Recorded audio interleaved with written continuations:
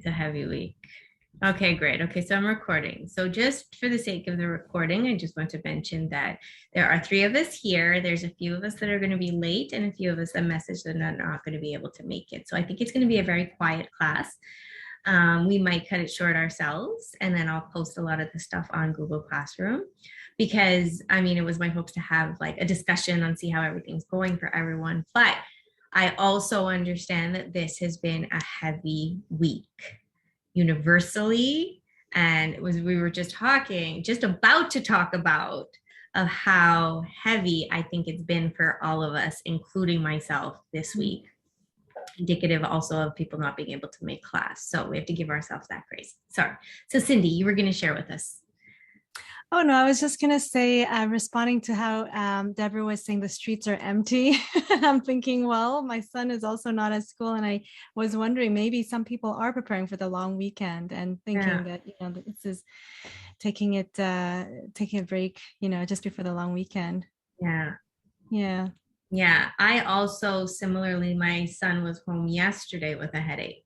Oh, really? From school too. And I think a lot of it has to do, even myself this week has been very heavy and feeling there's a lot of energy going around right now too, even astrologically. It's a very tough week. Things are supposed to shift a little bit next week after the 25th, and I know that and I'm aware of that, but there's almost everyone I've spoken to has been feeling the heaviness. And it's also the change in weather, a lot of rain, a lot of heaviness, a lot of kappa, and the children are out and, school and breaks and they're feeling all that stuff. So I think it's been a heavy week for all of us, so we won't make it too heavy. Yeah. And it's about to be a very busy weekend. I know for me, it's about to be a very busy weekend with Easter and the kids and the in-laws and going to all different places and organizing the Easter egg hunt, because my son loves Easter more than any other holiday, like more than Christmas. Yeah, like Easter bunny for him is like bigger than Santa.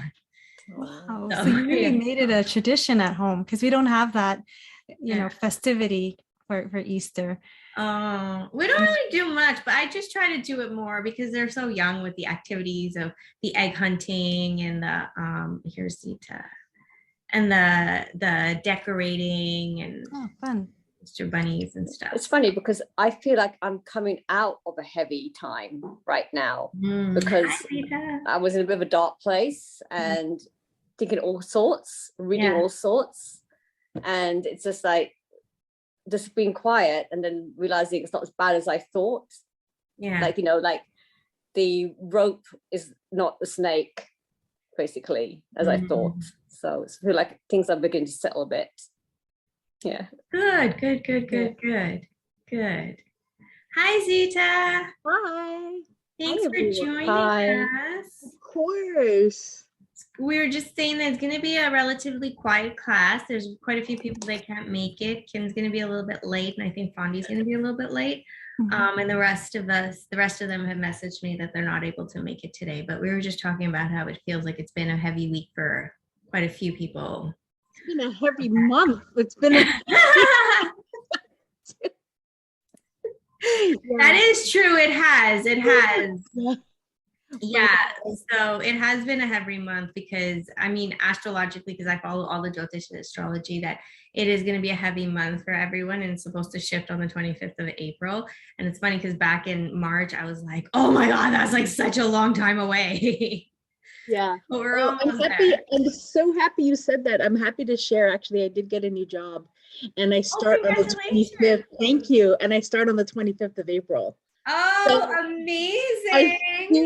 I feel really happy to receive that message because I feel like it's a beautiful shift and that's a nice date.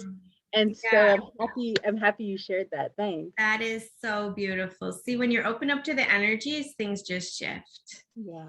Things just shift.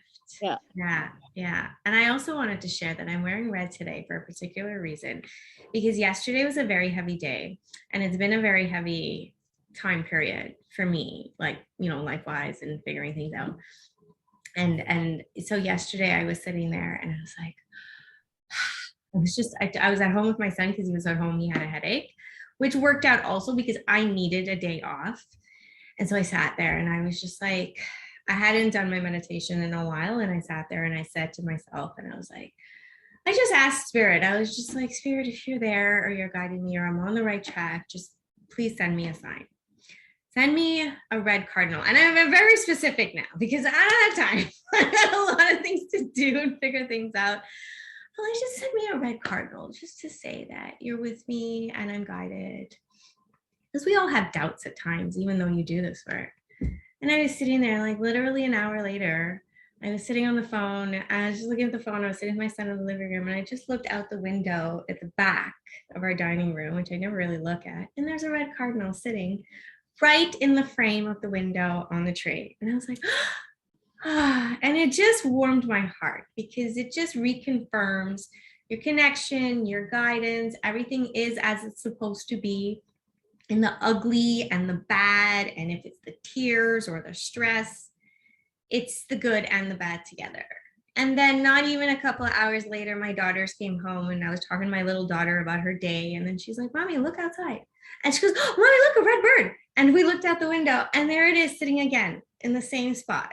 It was like as if it was saying, you didn't see me the first time. I know you saw me, but I just want to make sure you really, really, really see me. And I was like, I got you. I got it. And it was just such a beautiful shift of just, because you get caught up in your day and your moment and your life and your situations and people and the negative and all that stuff. No matter how much work you do, we're still human. It gets to you. So that was my little story to share because I was like, oh, and it just made me feel comforted. That's beautiful. I love what that. does a red cardinal represent?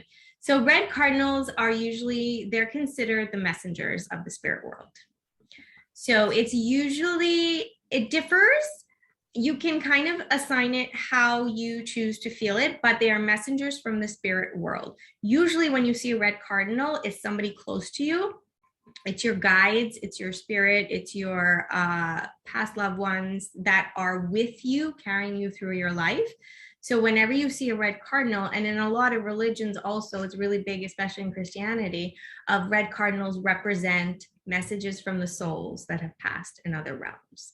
So usually when you see them, it's kind of like your loved one saying, hey, I'm here. I'm here. I'm with you. I'm with you. Yeah. So, okay. So let's get a little bit started since we are recording. I think Deborah's hand is up. Oh, sorry, Deborah, was your hand up? Sorry, I didn't see that.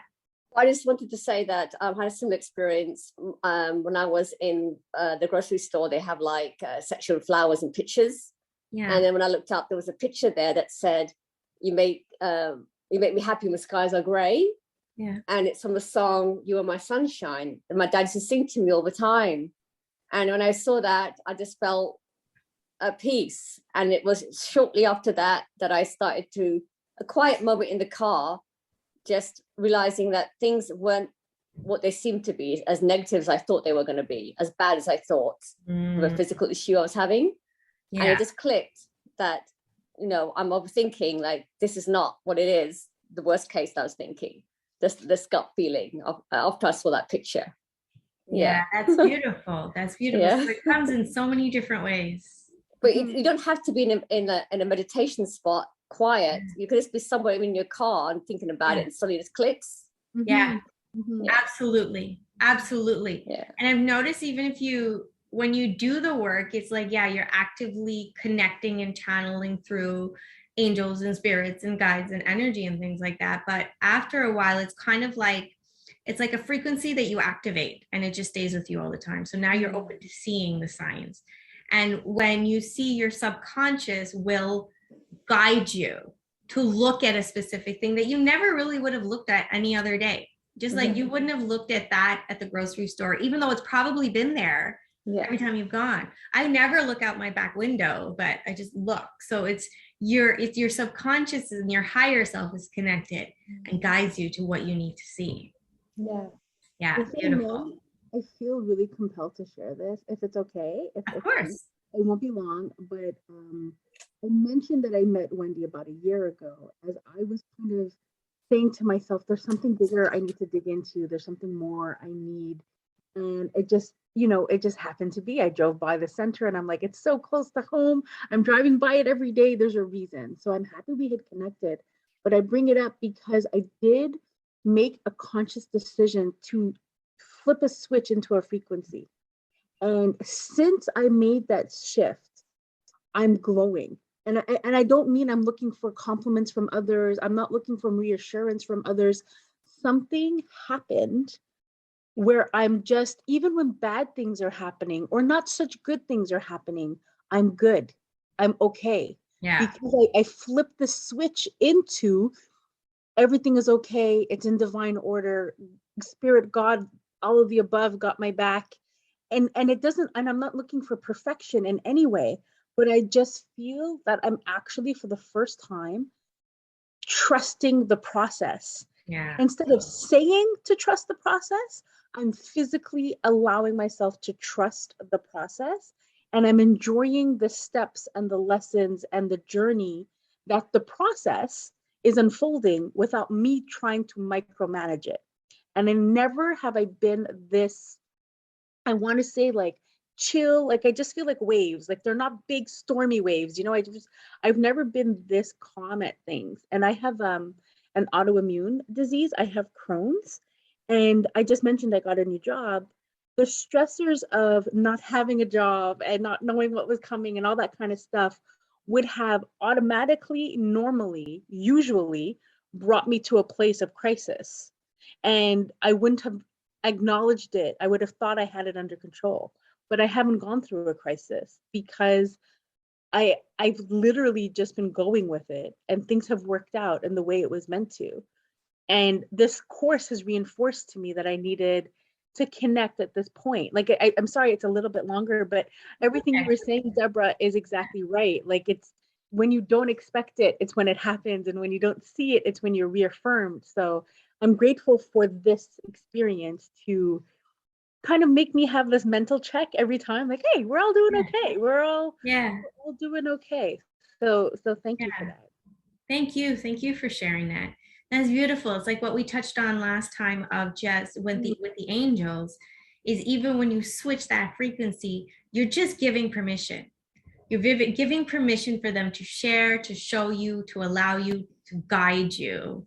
And that's what keeps you connected. It's just that open, giving permission to be open is beautiful. Then we just don't fight through our lives. We flow. There's such a difference between fight and flow. Yeah, and I never saw that until this past two months. Yeah. I always thought I was in it okay, but this is the first time that I'm swimming and not fighting, like you said, and that's a very good, accurate way to say it. Yeah. And I feel moving forward, the test is, can I always swim versus why am I fighting the current, Exactly. Yeah. Wonderful. Because there's only so much we can control. And our ego thinks that we can control every single situation in our life and every single person and everything to go the way that we need it to. But the sun rises and the moon rises all on its own. So there's just guides and situations and energies that are governing things, and we got to ride the waves with it. Wonderful. Hi, Fondi. How are you doing? Hi, everyone. I'm sorry I'm late. That's okay.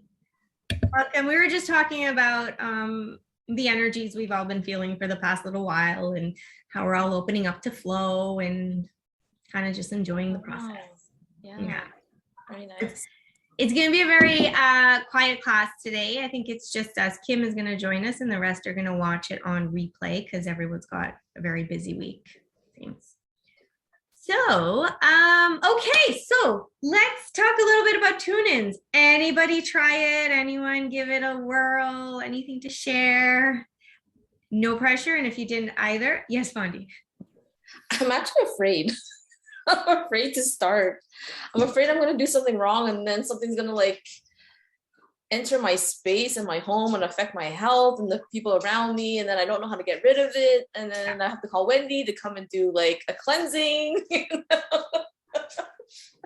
Seriously, I'm really afraid that I'm going to miss something in the things that I the ritual, the chant or whatever the things I say, and then I'm going to call in the wrong things and not protect myself properly and then be affected and then not know how to deal with it. Yeah. I don't feel skilled enough yet to handle the what if right now. Yeah. Okay, awesome that you brought it up, because I saw that you posted it on the Google Classroom. And I think that it's so wonderful that you shared that with us, because it's maybe some of us are feeling it and we're not sure, because it just seems like maybe I make it sound like such an easy, oh, beautiful process, la la la. Because obviously I come from the side of being able to do it and working at it. So what you're feeling is absolutely totally normal. And so my recommendation is absolutely for sure we could do it together and hold space that you, so that you feel comfortable and see the simplicity in the process. I also do feel that it's important for you to just ground and connect. Cleanse, ground, and connect. And don't worry about opening. Don't worry about anything coming into your field, because it's a practice too, right? Like just being able to just sit, stay grounded, feel comfortable. Sit, stay grounded, feel comfortable. Protect, protect, protect. And then it kind of builds your auric field, because it's new territory. It's very new territory that you're going to be dealing with this. And if you have fears and reservations about it, it really is just strengthening your auric field is your top goal. That also brings me to a point which I was going to come to afterwards, that but I'll bring it in now, about the different types of tools that we're going to be using in the course. And so for everyone, because we all learn at different ways and different times, that there are certain tools that are probably going to work better for you. So when I do my tune-ins, I do tune-ins, and then I do oracle cards or pendulums, and I kind of put the whole story together. That maybe the pendulums and the oracle card readings would be better for you to get grounded and comfortable and know that the space that you're in is protected, so that you could use that as a guide to sit with, and then bring in tune-ins later. Do you know what I mean? Like, I don't want you to feel pressure that you have to do the tune-ins right now and open up space and receive, because it's not going to do you any good. Yes, there are negative energies and there are things that could come in, but at the point of when you're doing it by following the process, even if it doesn't have to be exact, it's really, my teacher had said, it's all BS. That was her line. It's all BS. And it's really all belief system. Really belief system. So if you set the intention and you have the intention of opening this space, protecting this space, and doing it with an open heart, that's your belief system that will establish your connection. And it's so powerful because, and it's hard to wrap your mind around because it's such an abstract concept, because it's not tangible, but it's really about your belief system. So if the fears are there, that's okay, that's fine. I think we address that first before we try to do the tune-ins. And how do we do that? We try to get you into a space where you feel comfortable enough to be able to say that I can sit and I can read a little bit, or I'm guided, I'm trusted, I'm protected. Does that make a little sense?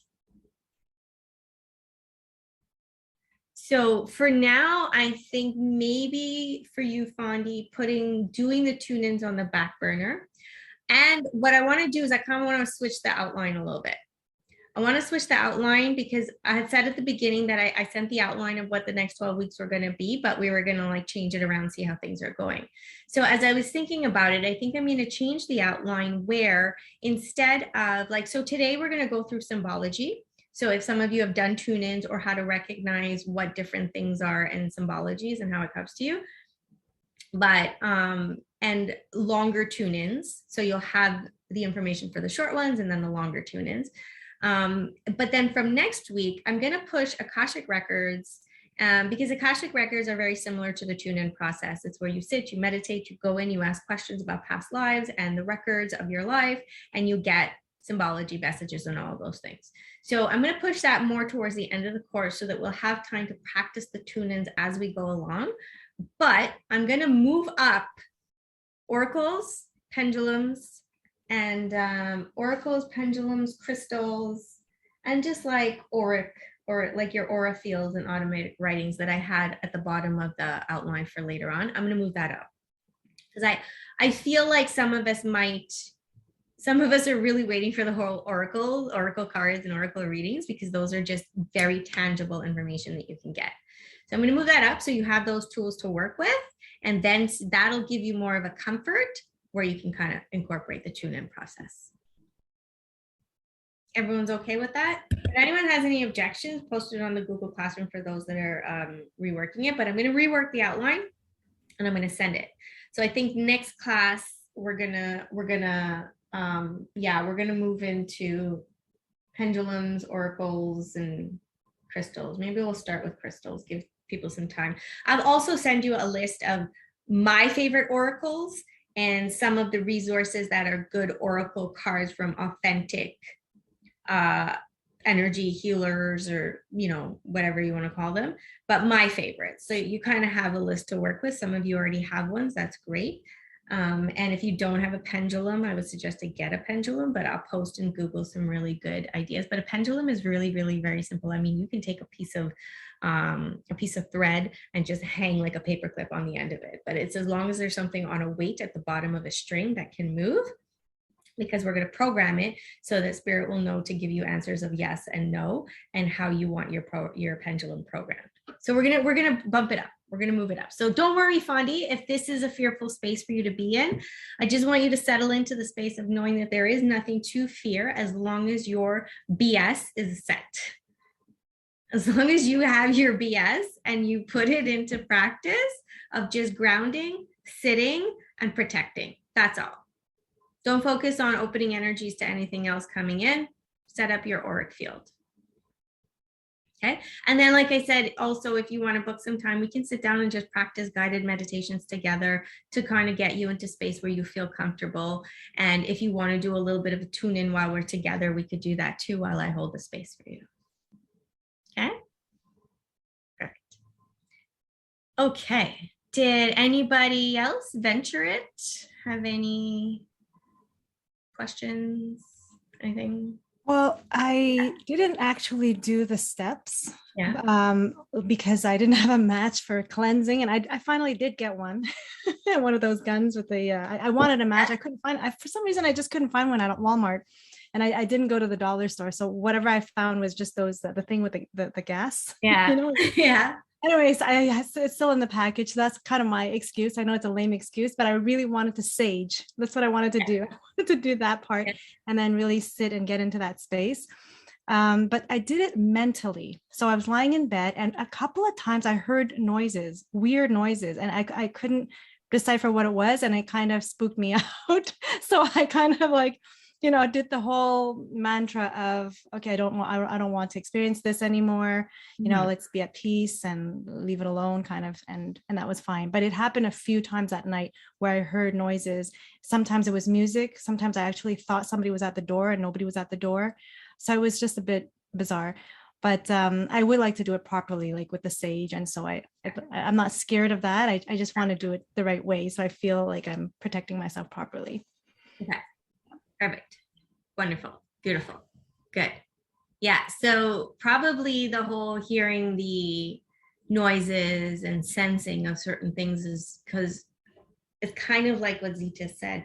Just by signing up for this course is a switch that you've flipped on of just activating your auric field to be able to sense and pick up on a higher frequency. So it could very well be that you're going to hear, feel, see more things than you did in the past, even if you didn't intentionally say, okay, because there's a subconscious permission that's been given for you to be able to connect on a deeper level. And noises at night at houses are so common. Like there's always so much noise that goes on in my house at night that I've just gone to the point where I'm like, okay, listen, just do your thing. I just really need to sleep. Keep it quiet, please. Don't wake up the kids. So yeah. Okay. So everybody has the process for the 4-minute tune-in, which I gave that so that we could kind of get introduced to it. The longer tune-ins are not that different. It's the exact same process. It's just a longer period of time for you to be able to acquire more information. So when you practice the 4-minute one, the longer one is 12 minutes. And we say 12 minutes because 13 is like the maximum ability on a basic level for the human mind to stay focused. Usually it's 13 minutes. We can memorize up to 13 words. We can memorize up to 13. Oh, here's Kim. Like 13 is the number that we are programmed as humans. Everyone has the ability to memorize at that, or generally everybody does at that certain limit. So we keep it to 12 because we want to stay focused. We don't want to get too tired. We don't want to get too much information. So it's 12 minutes. Hi, Kim. Welcome. We're just talking about the tune-ins. I was just explaining, we're going to move a little bit into the longer tune-ins. But before I go into that, actually, I'll just recap since you're here. But did you have a chance to try the tune-ins? Yeah, I do that regularly, actually. Yeah. Wonderful. Anything to share? They actually get a lot faster as much as you do them. They're actually pretty much just a blink of an eye after. So yeah. So it's a good reason to really, They change your day, really. They do. Once you start doing it, sometimes I've got everything before I even do my practice. Even just a gratitude in the morning. Yeah. Even just a gratitude in the morning, it's like. Yeah, it sends you a whole bunch of images before you even set your day. Like before I even say my sentences or my verbiage, I've already gotten a whole bunch of images and I'm like, oh, okay, all right, kind of thing. So wonderful, beautiful. So, okay, so I was just saying that we do the 4 minutes. I had given the 4 minutes because that's usually the time period to practice a little bit, get into it, see the groove, kind of feel it out, get a few images and work with that. The longer tune-in is 12 minutes. And I was saying that it was 12 minutes because 13 usually is the maximum of what not maximum, but the basic amount of what we can remember as human beings in terms of 13 numbers, 13 words.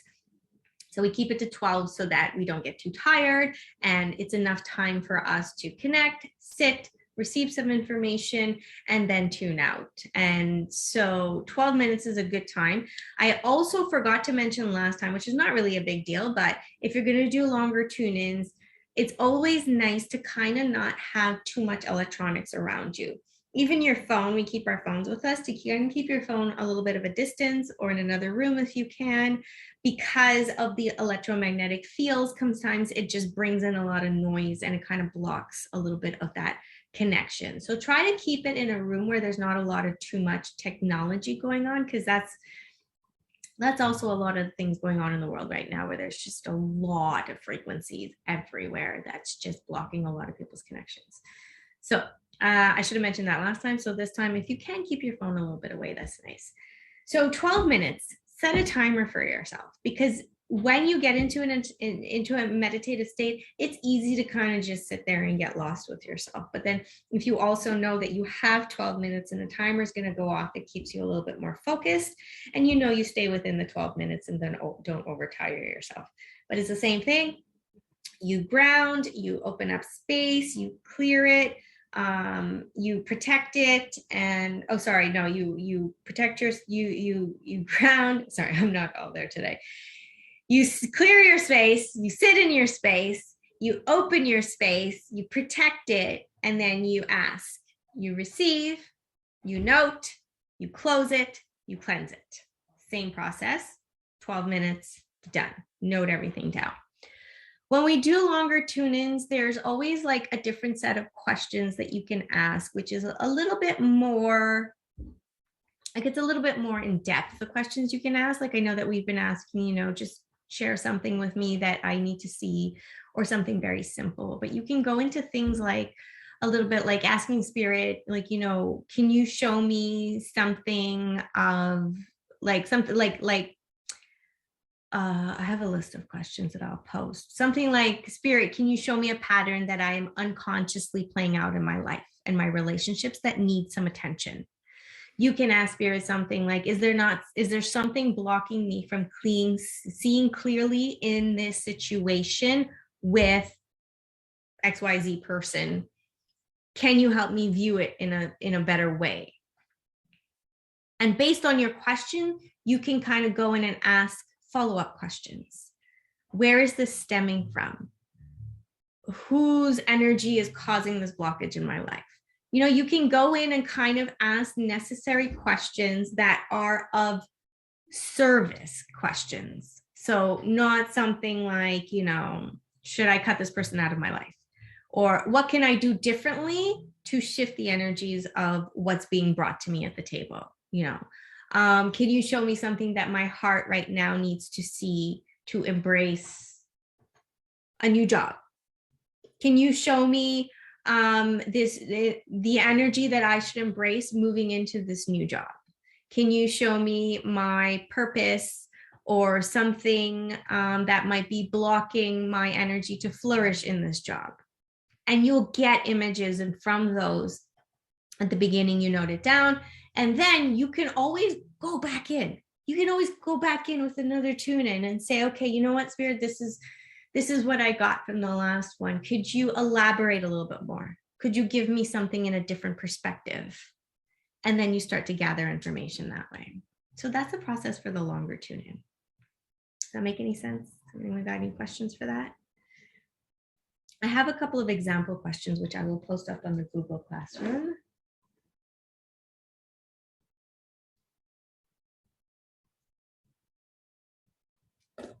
Okay. Yeah, it's really simple. It's really simple just being able to do that process. It's simple, but it's also time consuming. Another reason why I think I'm going to bring in the Oracle cards a little bit sooner than we had planned to. Excuse me, I don't know if you missed that part, Kim, but I was mentioning that I'm going to change the course outline a little bit because I had like oracles and pendulums and crystals and all that stuff for later on in the course, but I'm going to bring it up a little bit earlier because they're tools that we can incorporate a little bit better when we're doing our tune-ins. Can I just share one little thing? It's like very short on the tune-ins actually. Yeah. I actually do sometimes I do morning pages. I write 3 pages every morning when I wake up. And sometimes I do the tunings in there. Like I just sit and then I just write like the things that I need, like the questions or whatever. I just write it and then I just listen. And this morning I did that for something that I needed guidance on. And I really am astonished. Like I'm saying this, it's really what happened. Before this morning, I had no idea that I would show an event, that I would give a free webinar on next Tuesday for a training that I'm starting in May, a year program. And I had no idea, like not at all. But I said, what's the next step? Like, I feel like, it's missing something. There's something that I feel I should do, but I don't have, to get more momentum. And I'm telling you, 15 minutes later, boom, event, boom, sound, boom, posted everywhere, publicity on Facebook, everything's out within an hour. And that's why I was late, because it was now. It was like, there was a now moment in this, and it came literally from guidance, like total guidance. So that's amazing. That's so beautiful. Absolutely. That's the kind of power that comes with being able to do this work of being guided. And I can attest to that too, because there's so many situations where the same things happen. I have no idea how I'm going to do this. And then you just sit and you allow something to just take over. And then sometimes you sit back and go, whoa, like, wow. Yeah, exactly. Like we're both like, wow. Yeah. Yeah. Thank you. Thank you. So don't worry, guys. It takes time. It takes practice. You find your little tools that work for you. But that essence of guidance and protection, it's there. It's there. It's just learning how to tap into it and trusting it. Yeah. Okay. So now, so we're going to do all these tune-ins and we're going to ask all these questions and we're going to get all these images, or even throughout our days. That's another thing actually I wanted to note, is that when we do tune-ins, it was mentioned earlier too, that it's not that it has to be that you're in a meditative state to be able to receive guidance. It could be flashes, it could be certain things you see throughout the day that are given to you that you just know how to read through what these messages are and what they mean for you. So when we do our tune-ins, and when we kind of, like how I mentioned before, when I see a cardinal, what that means for me and what I put the meaning of it to be for me. And when I say to Spirit, send me a cardinal, and he sends me a cardinal, I know my question was answered based on what I wanted to see. I didn't have to ask, which guide is it that's there? Are you really telling me that you're listening to me or whatever? I just asked, I need to know that I'm being guided. I need to know that I have comfort and support right now. Please send me a cardinal. And then one shows up. Oh my goodness. That's all I needed to know, right? So when there's a slew of symbols, it could be anything that we see when we go into tune-ins or just throughout our day. So I'm going to post a list that I have. It's a very basic list. It doesn't cover everything under the sun, but it's general to the usual things that we see in our life. Now, we covered before in one of the classes the 4 elements and what they each symbolize. And I'm just going to recap it a little bit. If you go into your tune-ins and you ask questions and you receive images, when you consider the 4 elements, anything that is of water energy, whether you see water or it's raining or you're drinking a lot of water, whatever it is, that has to do with the emotional body. That's everything that has to do with the emotions, intuition, how you're feeling about a certain situation. So if the water is clear, there's some clarity in this emotions that you're feeling, which is justified. If it's murky water, then you know something's clouding your emotional judgment right now. Let's look at the emotional body. If you see air, so it's very windy or tornadoes or anything that's of air element, we know that there's a thinking process happening here. There's a lot of thoughts, a lot of mental activity that is governing this question, this situation that we have to kind of clarify, or even if it's, that's just basic of it. But when we read it together as a whole picture, it's kind of like a story. But generally itself, anything that has to do with air has to do with a mental process. Don't worry too much about how you're feeling about a certain thing. What are you thinking about it, or how to think logically and critically about the situation? Anything that is of earth quality, that's very kapha, which is thick, solid, and it's heavy and it's tangible. This has to do with more materialistic aspect of your situation. The material aspect of the obstacles or the material, money, house, kids, anything tangible in your life right now on a physical level, could even be your physical body. But anything of earth, so if you see sticky mud in, if you see like a bear sitting in sticky mud, bears, when we go through animals, you learn about animals, bears could represent something like hibernation because they hibernate a lot and they're thick and they're heavy. So a bear being stuck in mud, something thick and heavy, something of your energy is being stuck right now that is hibernating, that's really grounded too much into something too physical. Maybe you need to get out. Maybe you need to remove yourself from a very sticky, heavy physical situation. Fire is everything that has to do with literally our passion, our fire, our drive, our motivation, our spiritual connection, our belief system, creation, creativity, anything like that. So if you see fire elements, so if you see a house that's on fire, a house we'll go through in a second, but there could be that there's if it's on fire and it's burning a lot, because we have to look at, we see these images, but it's not necessary. The images itself will give you an idea, but it's really what is happening with these images. What is the feeling with it? What is the color? What is the texture? What's the characteristics happening? So if fire is burning a lot, so you close your eyes, you're doing your tune in. I see that my house is on fire right now. It's really burning. Everything's burning down to the ashes. Okay, we know there's a little bit too much fire, passion, impulse, a lot of,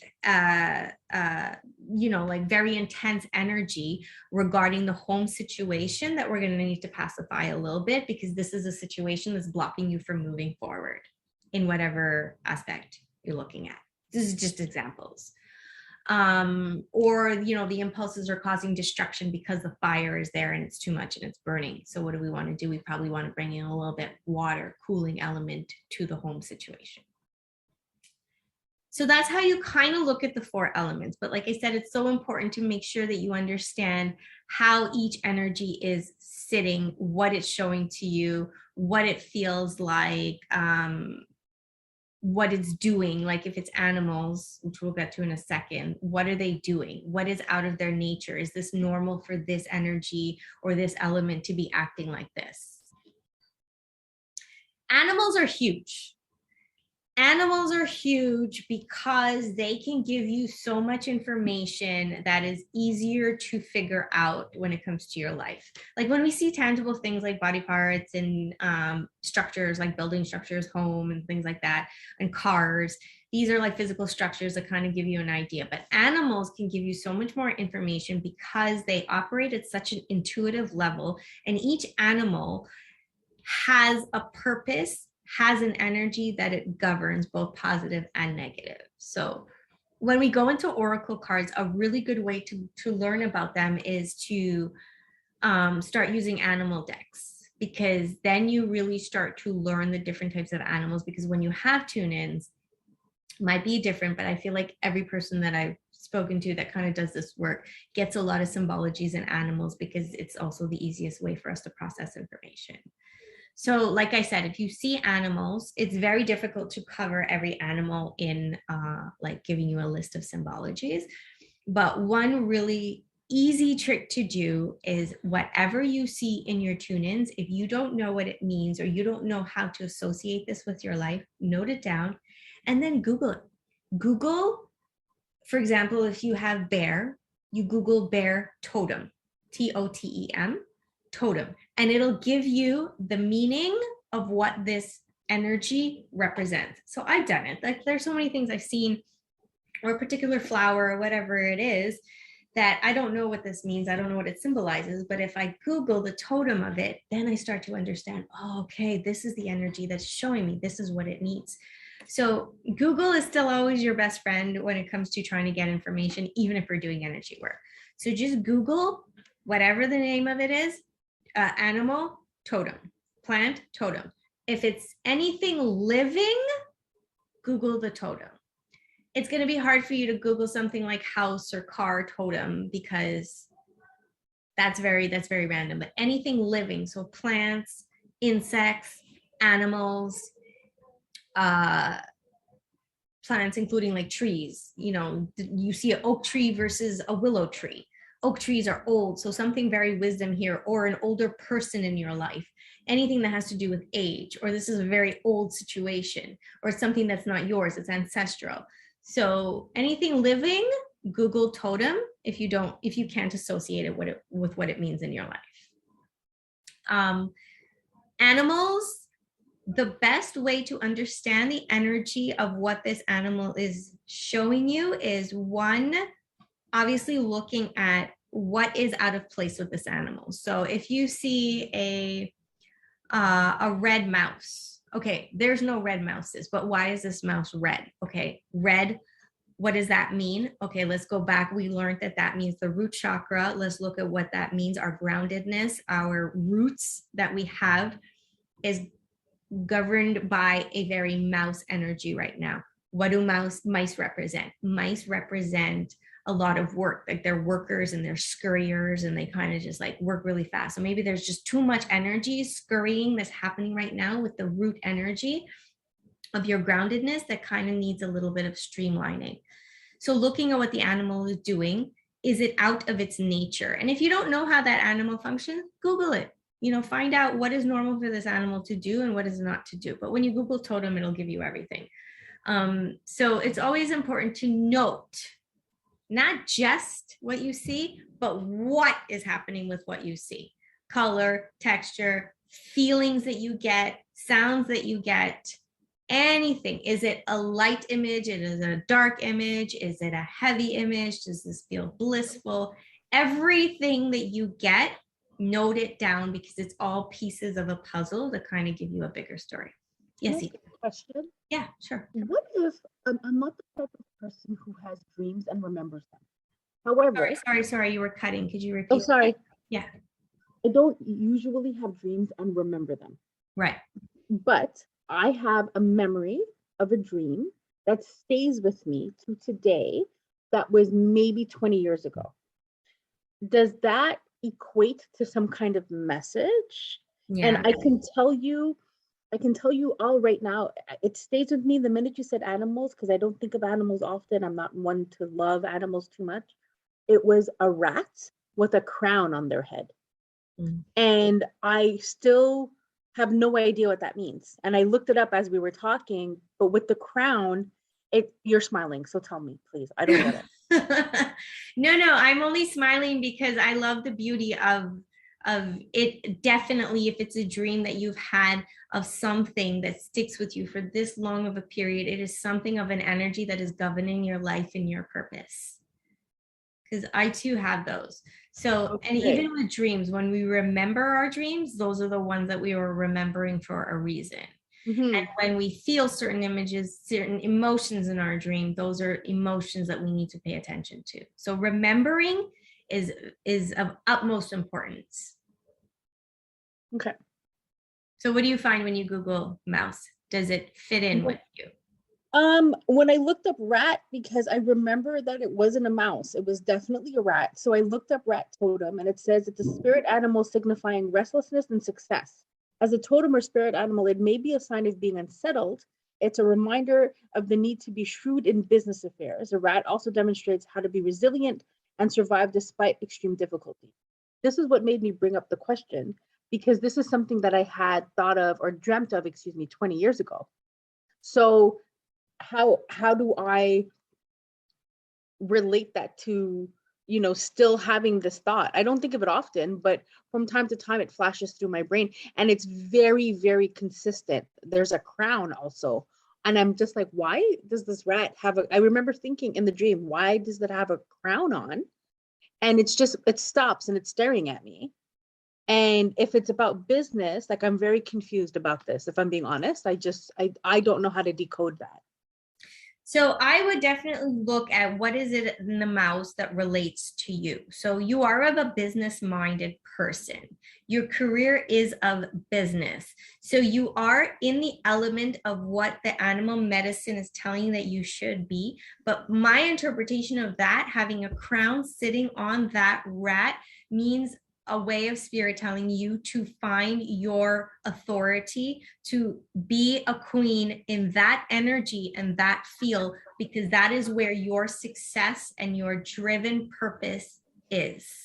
However that may be for you, but the mouse energy is one that governs your life. So when you have it for a long period of time, we tend to think that everything that we're going through, even if it's over a long period of time, who I was when I was a kid doesn't really matter. I'm an adult now and things have changed, but our entire life is so short.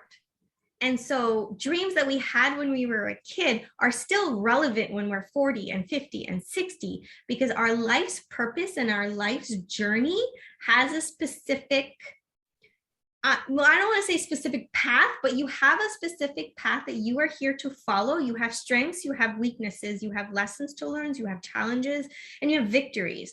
Mm-hmm. So a mouse energy is one of that governs your life, that you will face the challenges and the negative aspects of the mouse energy, maybe scurrying too much, maybe the insecurities, maybe the but then at the same time, mice are very efficient at finding their food, and they're very efficient at finding their paths and making their way through small holes and getting out when they need to. They're very efficient of working together as a team, and they're very efficient of taking off on their own if they need to. So that energy that governs you with the crown on it is how to take the energy of the mouse or the rat and use that so that you own it and you are the royalty of that energy. You know what I mean? That's how I look at it. And I hope I'm not monopolizing, but I feel like we can all benefit from the follow-up question, which is the following. Now that I've explained that I've had this dream 20 years ago, if I do a tune in, would this be something that I can ask spirit in a tune in? Absolutely. And what am I asking? So that's really up to you. But like, if it's a question that you have around this energy, you can go in and you can say, Spirit, this dream that you showed me years ago, what does this mean? What does this mean? How can I embrace mouse medicine better for my life? What is blocking me from putting the crown on this energy that I need to? Excellent. Okay. You know? So I totally that's how get you can that. kind of move it. Yeah. And then he'll start to give you different images. And then you'll Google those and you'll put the pieces together and kind of figure out what I have to embrace better. What's blocking me?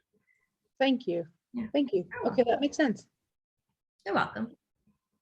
Okay, beautiful example, exactly how we would read tune-ins. So even if she closed her eyes and she saw it today, a mouse scurrying, but it's wearing a crown. That's very weird. We don't see mice walking around with crowns, but each piece of it represents something. Also, if the color of the mouse, what the nature of the mouse was. Did it have big eyes? It means you need to see something clear. Did it have big teeth? It means you have to verbalize something better. Did it have a long tail? Was it bigger? Was it a brown mouse? Was it a white mouse? There's differences, right? Like in every single thing that we see in our tune-ins. So it would be nice, like I said, if spirit would just come out and tell us straight up everything, but it really is pieces of puzzles that we have to kind of figure out. And he throws a lot of stuff together really quickly for you to grab. Sometimes, and in my experience of tune-in, sometimes I have to say, spirit, can you slow down? Okay, slow down. I can't get all of that. Please break it up for me. And he'll do that. So yeah, so with animals, exactly that. You look at the behavior, you look at what they're doing, you kind of figure out what makes sense, what doesn't make sense. You Google it, you see what is the energy, how it fits into your life, colors associated with everything. And again, if you don't have any idea where this goes, you can always go in and ask spirit. You can jump on Google Classroom, ask one of us, what do you think this means? Does anybody have any idea of perspective of this? Because that's where you learn a little bit more about stuff. Things like houses, buildings. For me, how I've seen it is anything that is in a house represents your home life. Anything could have been your growing up, because it could have been the house that you grew up in, or it could have been a house when you're a child in it, or you see a child in this house, could have been earlier childhood house. Same thing, a future house. Anything that is like a building establishment to me represents job. So for example, last class, I think I told the tune-in about the woman who ended up quitting her job. When I see a building, I know this is her job. She was walking up the building, so the perspective of the job had changed. So, and I've had other tune-ins when I've asked about my business and the building is sideways. The building is sideways and I'm like, okay, that's just a shift in perspective. So again, if you see a building and then you see certain elements in it, okay, there's a lot of water, or it's being flooded, or you're running the tap in this building, then there's a lot of emotional clutter that's happening with this work situation. So really simple. That's how I attribute home and business, because those are the two establishments that we really go to. Anything living like plants, animals, and insects. Again, that we just have to govern through their behaviors and what they represent. Weather kind of fits into the 4 elements. So if you see that it's a very cloudy day, it's a very heavy day, something very murky is going on. If it's a sunny and bright day, this is a beautiful situation. If you see the sun, it's of light and you're feeling really good in it. Feelings give you such an indication on what's happening with this situation. What else is there?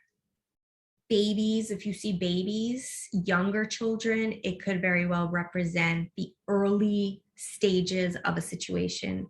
It could literally, represent babies, but it usually represents, you have to think it's not literal. So if you see a baby, you don't think, okay, well, who has a baby in my life and what does this mean? It's what does babies represent in a sense? Newborn, the beginning stages of something, dependency. So it's always looking at the characteristics. Just like if we have a dream where there's death, we can't think of it, oh, somebody's going to die. It doesn't necessarily usually, it's very rare that you'll have a dream that someone's going to die and they die. You hear about those situations, but death in a dream usually is just a transition. It's just a transition, because death itself as human beings is just a transition of the soul moving on from one body to the next or one realm to the next. It's transition, it never dies. So death in a dream is always just transition. So it could be transitioning out of an emotional state, transitioning physically out of something like a relationship, a job, a house, or whatever. But transition fits into death by itself. Same thing with birth. Birth is just the beginning. It's a new journey. It's a new representation. Literally the things that it represents and it governs. Certain aspects, if you see body parts. So if you see, say, in the dream, you're having a stomach ache, or somebody's having a stomach ache, or they're really crunching over and they've got a lot of pain in their stomach, and you're like, oh, okay, stomach issues. All right, so that's the central. We know from the solar area. What does that mean? That's someone's confidence right now. Their confidence level is feeling a little bit restrictive. It's feeling a little bit like, oh, they can't really move. Okay, let's look at what that means. Okay, spirit, I get it. What does that, what can we do? What's blocking this, or what's causing this? Get some more images. So whenever you have body parts, it's very easy to kind of just look towards the chakras and look towards literally that governing area. If someone's wearing a really thick turtleneck and they keep pulling at their turtleneck, or you're wearing a turtleneck and you feel like you're pulling at it, your voice is being restricted. You're feeling like you can't express yourself. Even if you're being choked, literally, I can't breathe. I'm not able to express myself. Or even if you see someone just holding a throat. I've had that before, where I've had to tune in what does this person need to move forward with, and I just see a hand over here. It just really means they need to vocalize truthfully how they're feeling. Focus on this area rather than how they're feeling or what they feel they need to do or grounding themselves. They just need to verbalize what they're saying, they need to say. Certain things like, so when you get more visual stuff, more auditory stuff, that's usually more straightforward. So for me, I'll get lyrics to a song, I'll get lyrics to gosh, I can't even remember. Lots of different lyrics. So depending on the type of songs that you listen to, Spirit will send you lyrics of a song and you'll hear it. And those lyrics are important to whatever the situation is. Something like electricity is really just, like your connection, if there's lightning firing here, that means that, there's a little too much of fiery energy going on. Again, same thing, just like the fire element. Speaking, if someone is yelling or you just seeing someone like, oh, going, like I had to tune in with a guy and never met him before, but then when I tune in, I saw he was just yelling at someone. He was just yelling at them a lot. And then he takes off backwards on a horse. So, I meet him and I go through the whole thing. Just turns out he's sitting right now in a very aggressive energy.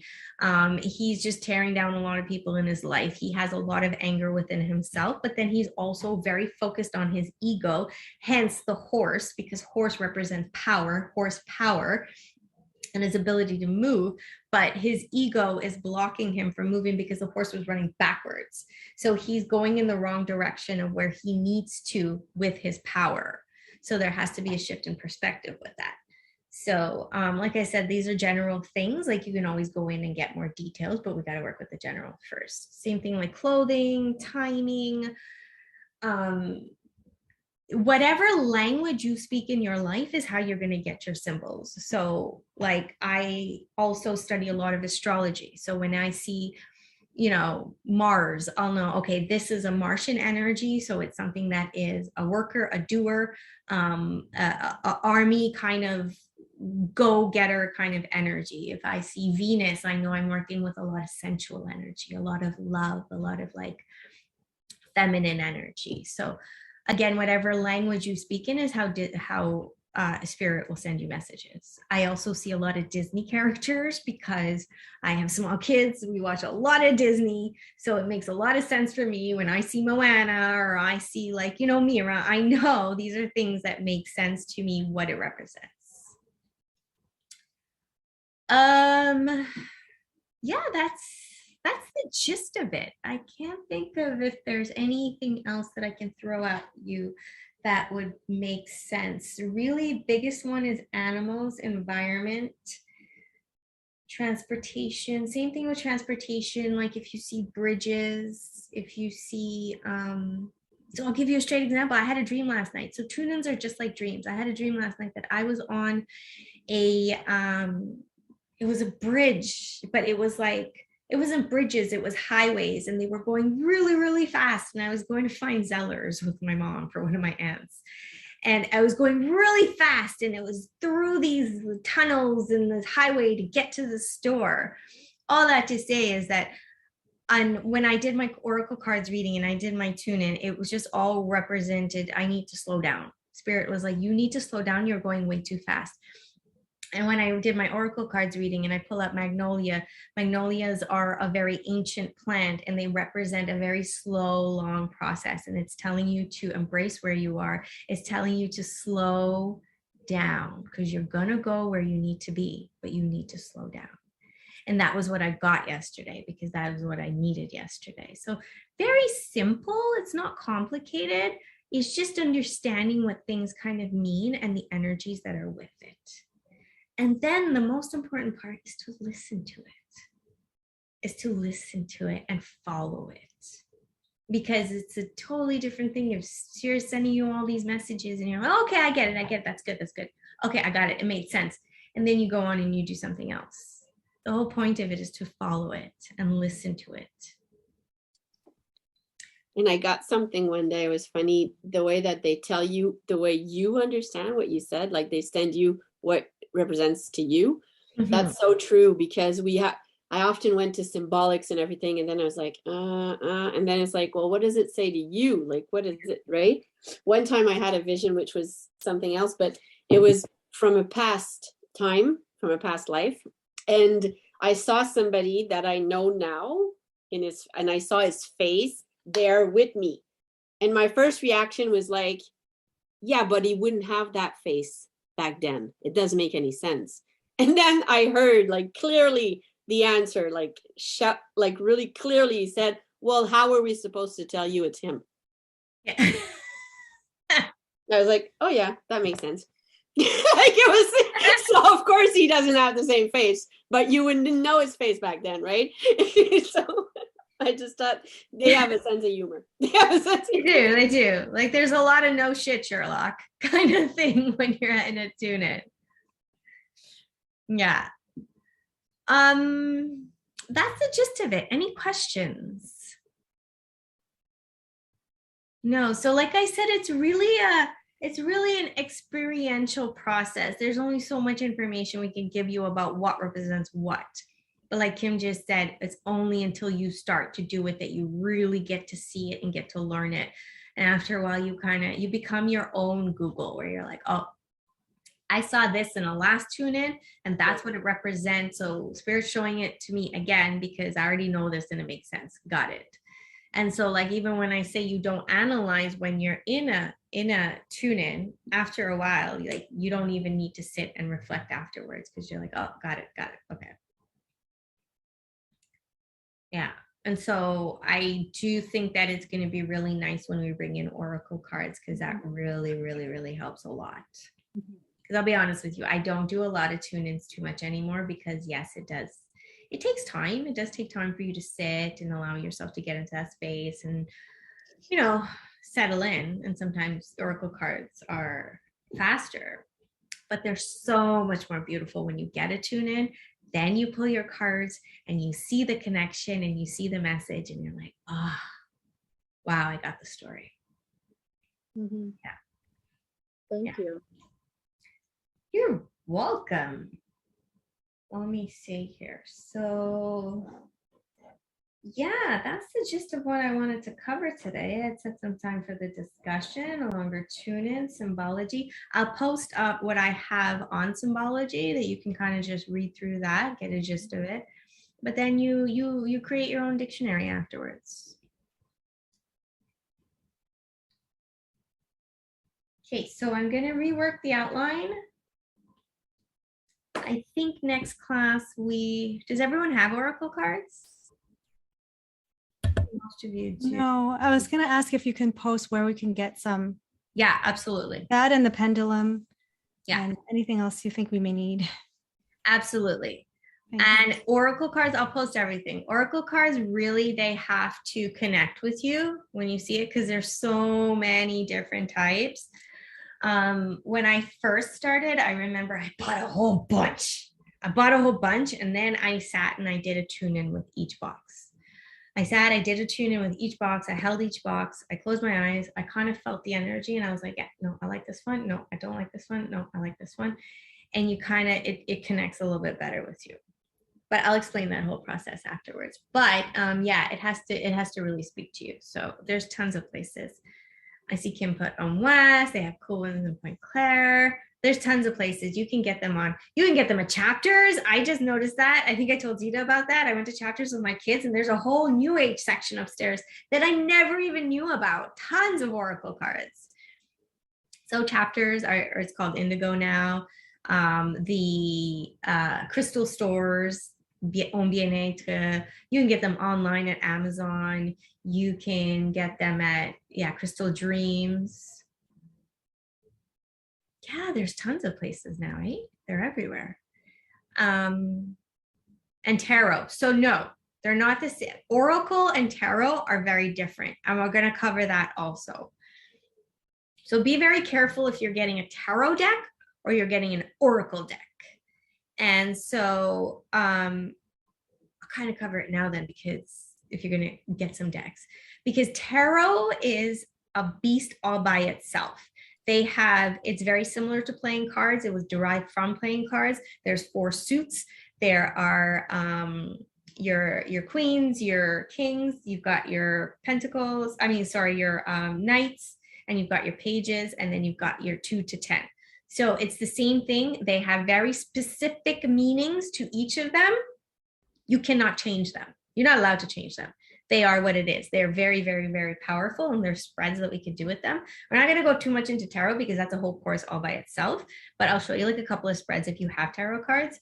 But oracles are the best ones to start with because oracles are just what it is. So even when we go through angels, there's hundreds and thousands of angels to work with, but a good way to get to start to know them and which ones can help govern your energy for the day are feminine oracle decks, and there's a really few good ones. But oracles are you can associate your meaning to the cards, or you can actually follow the guidebook and have that meaning be what it is. There are certain oracle decks where it's just words, and so that word you govern with. There are certain oracle decks that have ideas with them, like Colette Baron Reed is a good one. She has a lot of amazing decks, but I'll put those up for you. So oracle and tarot, very different. We'll go through the differences.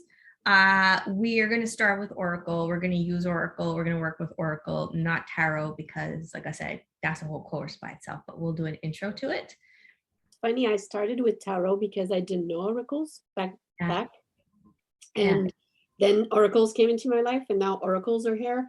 And it's funny because tarot, no link. No matter how much I try, I just don't have any links to it. They don't talk to me. It doesn't, everything like oracles, super fast. Yeah. Tarot, I guess I don't know, not my lineage. I have no idea, but it just Everyone's got their thing. Everyone's got their thing. Yeah. I don't know if this is fair, but I feel like tarot equals like a dark spirit. Like I've never thought of tarot in a positive or in a light way. I've always heard tarot and felt it to be, darker, scary, quote unquote Ouija kind of vibe. So that's how I had always seen it. So I could be totally wrong. I feel like I am, but I wouldn't want to play in there if I didn't know what that was. Yeah. You know what I mean? Yeah. I agree with you. There's a lot of conditioning with tarot for it to be a very negative thing, but that's also the reputation that's been given by people who were tarot readers and quote unquote gypsies, that because oracles will give you the gist of the energy. They'll give you the gist of what you kind of have to move forward with. But tarot is so powerful that it does have the ability to predict a situation. And there are those with the abilities to be able to read it properly to predict situations. But that comes down to any good psychic, any good energy healer, of knowing what your limit is in telling someone. Predicting someone's life and predicting their choices is not something that you're supposed to be doing. That's not, it's taking away their free will, that's taking away their choice. Guidance, it was only created for a form of guidance, and like human nature, it's an abuse of power, because again, it's powerful, and those have taken it, monopolized it, and turn it into something where they have power over certain people from it. So it's totally natural that you feel that, because that's how it was, have been, and has been. But there have been tarot card readers, and I've seen one who was phenomenal. Unfortunately, she doesn't do it anymore because it just became too much for her. But there are amazing tarot cards reader, and you can get a lot of amazing information out of it, because it's very factual in a sense. It tells you exactly what it is, where it is, down to the days, the months, the time period of what this situation is. And I think that's why it doesn't go agree with me. There's a very boxed energy to it. Yeah. And every time I sit with it, I feel like, oh no. Where Oracle, I feel free. I feel there's space and air, there's ether, and there's vata, and there's I like it, right? The tarot is much more fiery. It's much more, I don't know, to me there's a very structure to it. That's exactly it. You can't play with the meanings of them. It tells you what it is, and that's it. You can't say, oh, I'm going to change the meaning of this card to make it more like this. So some energy healers have done that. They've taken the idea of tarot and turned it into their own decks. And I have some of those decks, and they work really nicely because that's how they've kind of merged the two together. So that's easy to play with if you have tarot/oracle decks. But again, you still have to follow their system, because they weren't allowed to change the meanings of the card, but they lightened it up a little bit. And I'll show you those decks. I'll bring them in and I'll kind of show you what they look like. So yeah, that's it. So a little bit of homework for me on my side. I will post up the symbology. I'm going to rework the outline, and I will post up some good oracles decks, where to get them, and some of my favorite oracle deck creators. And that's it. I think that's plenty for today. Anything else? Nope, that's it. Bye, everybody. Have a good one. All right. So yeah, unless there's anything else, a beautiful, restful Easter weekend to all of you. You too. Take care. Bye. Bye-bye.